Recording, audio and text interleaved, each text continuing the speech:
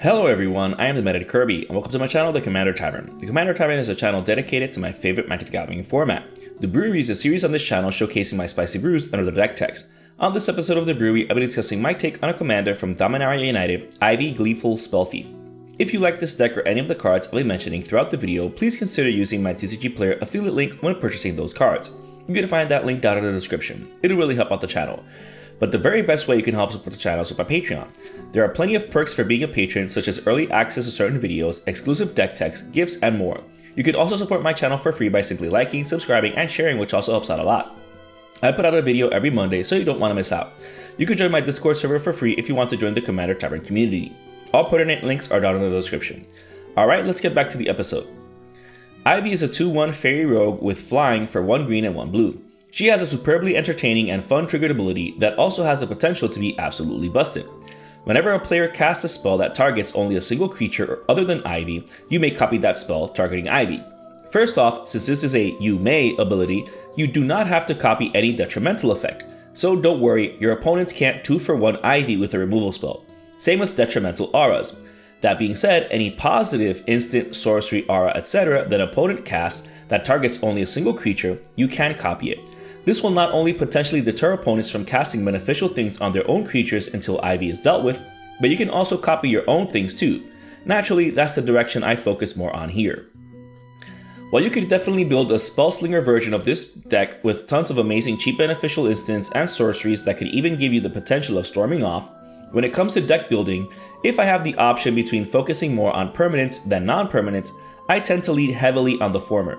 So I build Ivy more on auras and interaction between those types of permanents. But again, this is just how I build her. Not only because permanents stay on the board providing static effects, but there are also plenty of cards that interact with them, which we'll see soon. But before I showcase any of the truly spicy interactions of the deck, let's start with the auras. While the deck is not completely dependent on Ivy, let's start with Shielding Plaques, Curator's Ward, Alpha Authority, and Canopy Cover, some of the auras included to help protect her. Keep in mind that you don't have to target Ivy with the original spell. These could protect a key creature on the board, and then Ivy creates a copy for herself for free. So you're protecting 2 creatures for the price of 1. As a bonus, the first 2 have card advantage potential while the last 2 have combat potential. But we'll see those aspects of the deck in a moment. Bear Umbra, Octopus Umbra, Eel Umbra, Snake Umbra, and Spider Umbra are also included as protective auras. This is because of them having Totem Armor, which helps Ivy against getting destroyed. Best thing about Totem Armor is that if a creature is enchanted by multiple auras with Totem Armor and the creature would be destroyed, you get to choose which Totem Armor aura is destroyed. They're not all destroyed instead, which is amazing. They're also good at giving Ivy boons since she is a flyer after all, so the potential of one-shotting an opponent out of the game with commander damage is very high. Best of these is obviously the first one since it untaps all of our lands. Fool's Demise is another aura that helps protect our commander from death. Granted, she's going to return to the battlefield, meaning that any auras already on her will be sent to the graveyard, and thus disappear if they were tokens. So will Fool's Demise for the same reason. However, if the original Fool's Demise goes to the graveyard from the battlefield for whatever reason, it returns to our hand. Not only is this great for continually recasting it and protecting our creatures, but recasting it will also trigger the Enchantress effects in the deck, which we'll soon see. It's also not the only reusable aura, but we'll see those later as well. Vanishing is the final protective aura in this deck, and I love it. If you phase out the enchanted creature, then it, along with all cards attached to it, also phase out, meaning that we can also protect any key auras on it. This is amazing for Ivy because practically all of the auras on her will be tokens. Best of all, you can activate it at instant speed. Speaking of, Alchemist's Refuge is included in order to be able to cast these protective auras at instant speed. Granted, you'd have to keep 2 mana up as well as the Refuge, but it doesn't take up a slot in the deck for being a land itself. Trust me, opponents won't remember you have it when the time comes to flash in a protective aura onto Ivy. Well, onto another one of your creatures so that the copy can be attached to Ivy. Remember, she loves making your stuff 2-for-1. As for offensive auras, the deck's running Eldrazi Conscription, Colossification, Gigantiform, and Ancestral Mask. These can definitely help you get that commander damage win. The last one has the potential of really pumping Ivy, especially when you're copying your auras multiple times. And it also counts any other enchantment your opponents control too. The first 3 are pretty hefty to card cast though. I mean, you do have to cast them once on another creature and Ivy's copy is free, but you can still use something like Arcanum Wings to cheat them into play. For just 3 mana you can bounce into your hand and then each of those expensive ones onto Ivy. Granted, this won't trigger her, but she'll still get the original aura that massively pumps her power and toughness. Corrupted Conscience is another way to potentially end the game, but much faster since Ivy would only need to successfully deal 10 damage to someone. The best thing about this aura is that you can still target an opponent's creature to steal it with the copy being attached to Ivy, so keep that in mind. Aqueous Form also helps finish off players by making Ivy outright unblockable when flying isn't enough. Not only that, but each time you attack you scry 1. So imagine Ivy already at 21 or more power when you make her unblockable, especially for auras like One with Nature and Mark of Sakiko. With the former, you can ramp for a basic upon combat damage, while the latter has the potential of giving a ton of green mana. Mana that can be used to cast more expensive spells or to empty out our hand, or to help bounce back auras like Shimmering Wings, Whip Silk, and Viscerate Armor. Granted, that green mana can only be used to exclusively be bouncing and recasting only Whip Silk, but it can still help with Viscerate's armor generic cost at least. Now, as I mentioned earlier, the point of these auras is for that sweet trigger. With Ivy alone, you can continuously give her a copy of any of these, making her bigger and bigger each time you do. So that alone is an amazing floor. But when you combine these cards with the deck's enchantresses like Argothian Enchantress, Verduran Enchantress, Enchantress's Presence, Eidolon of Blossoms, Setessan Champion, and to a certain extent Season of Growth, you can already imagine the level of card advantage that you're going to be enjoying. Keep in mind that the first 3 only trigger on cast, so Ivy's copy will not trigger them. However, Ivy's copy will trigger the last 3 because they trigger when an enchantment enters the battlefield. Well, Season of Growth triggers when the aura copy targets Ivy. In any case, those aura copies will still trigger any of the 3 cards, so you will draw 2 cards from every aura cast. Obviously more if you had more of them in play. So much so that Decanter of Endless Water and Reliquary Tower are included for good measure. Both can also tap for mana, making them even further useful while the land doesn't take up a slot on the deck. Finally, the last way we can make the most of the enchantment heaviness is with Destiny Spinner and Sanctum Weaver. Last thing we need is for any key enchantment or creature getting countered. If that weren't enough, Destiny Spinner can animate a land to epic proportions if it came down to it. It has trample and haste until end of turn, so it's quite the beater. Sanctum Weaver can tap down for an insane amount of mana due to all the enchantments and their copies, so this can also help easily cast the previously mentioned expensive offensive auras, while also helping bounce and recast any of the previously mentioned self-bouncing auras. As for other interesting things the deck is doing, Mutate was a very popular suggestion for building Ivy, but I found that enchantments have way more support in her colors than Mutate does. Also, who knows when we'll be getting new Mutate cards or cards that support it due to its backlash when it came out. That being said, I'm running the 4 I found to be the best performing in the deck, which are Gem Razor, Sawtusk Demolisher, Migratory Greathorn, and Parcel Beast. The first 2 are amazing interaction pieces when they mutate. Best of all, when you cast these for their mutate cost and Ivy creates the copy, that still counts as mutating. So you're not only potentially making these creatures bigger by mutating on top of them instead of on bottom, but you're also removing 2 things for the price of 1. Migratory Greathorn is amazing because it ramps for a basic land, so you can get 2 basics onto the battlefield for just 3 mana. Parcel Beast doesn't have a mutate trigger, but it's still a mutatable creature. You can then activate it to peek at your top card and then either put it in play if it's a land or in your hand if not. So it provides amazing value, especially if you copied it. While on the topic of copying spells, Twinning Staff and Errant Street Artist are obviously included. Twinning Staff works without investing any mana, making it absolutely crazy here, giving you essentially triple the effect for just 1 casting. This helps things get out of hand very quickly. Errant requires paying mana and tapping, but that's okay since you'll still get that extra copy. She also only costs 1 and has flash and haste, so you could cast her in response to Ivy's trigger entering the stack. That way you can copy that copy at instant speed for a total of 3 mana if you wanted to flex like that.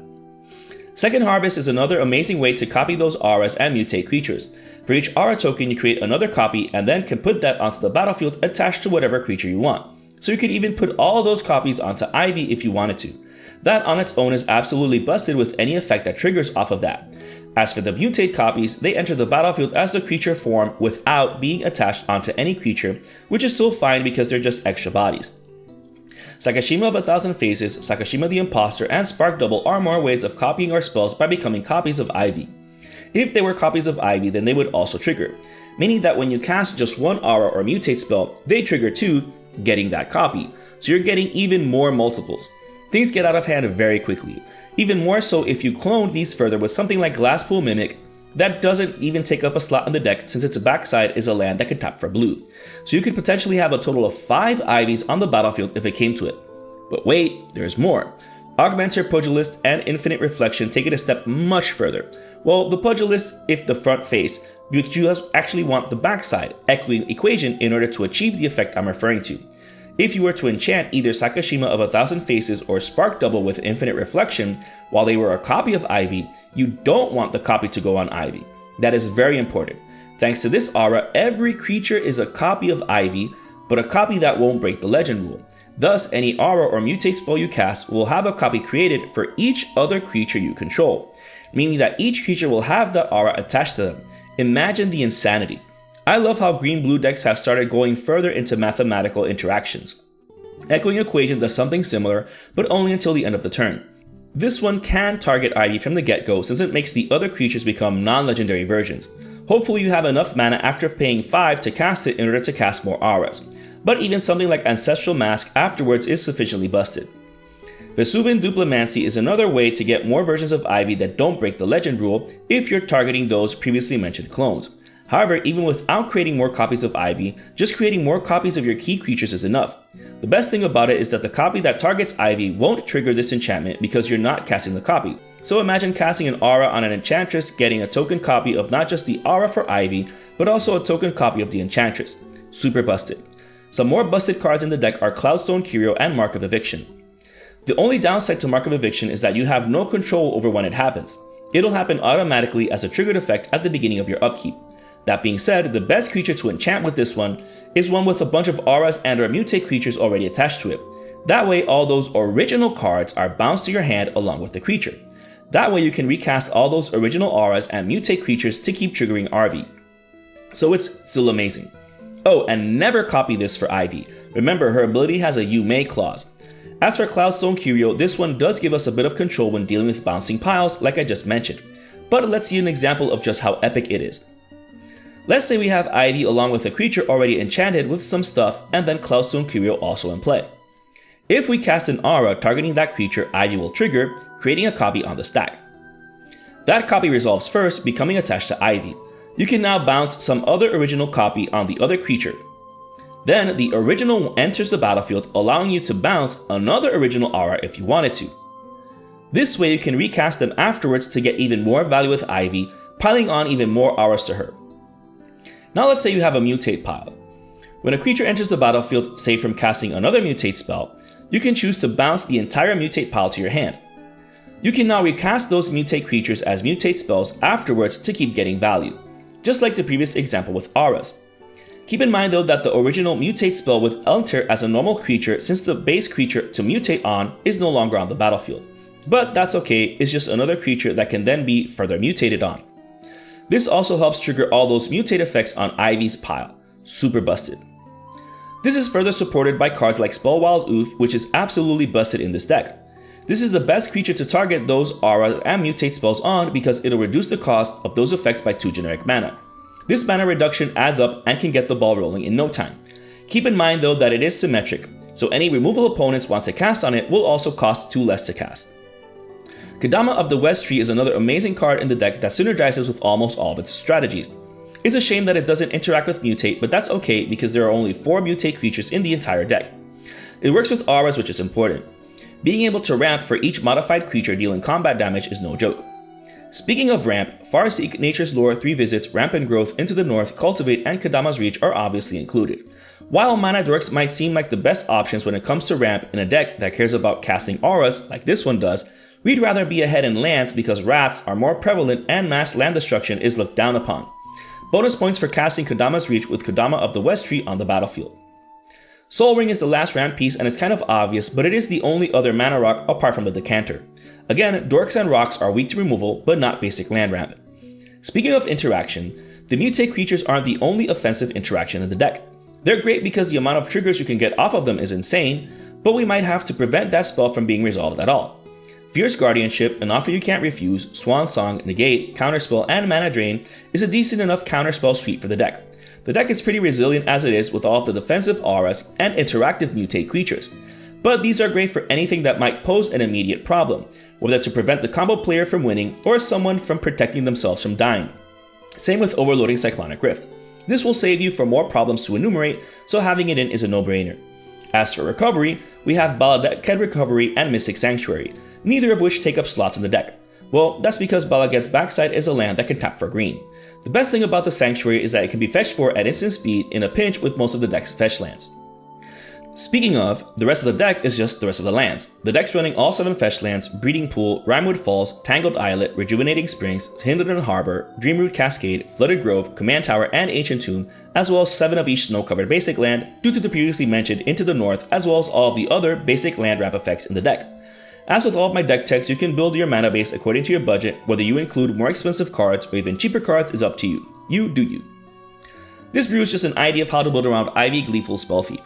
I absolutely love commanders like this one that introduce a lot of mathematics and Rube Goldberg type machines to the game. There's also so much potential to her, as I mentioned in the beginning of the video. You don't have to go with auras and mutate like I did. You can go full 180 in the opposite direction and focus more on spell slinging. Or you can go heavier on mutate. Hell, you could even go fairy tribal if you wanted to. That's the beauty of Ivy. You can build her pretty much however you prefer to play the game, and you won't necessarily be wrong. But if you're interested in the deck list of this spicy brew of mine, you can find a link to it in the description.